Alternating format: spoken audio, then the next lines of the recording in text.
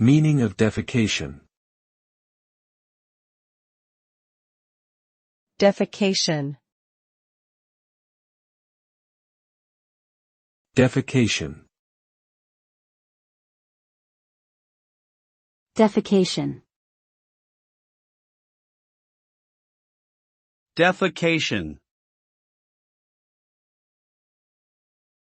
Defecation is the act of eliminating waste matter from the bowels. It is a natural and necessary bodily function that helps to remove toxins and maintain digestive health.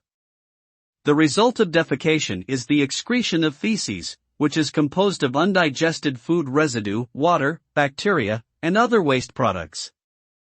Feces are typically semi-solid or solid in consistency and can vary in color and odor depending on factors such as diet, hydration levels, and underlying medical conditions.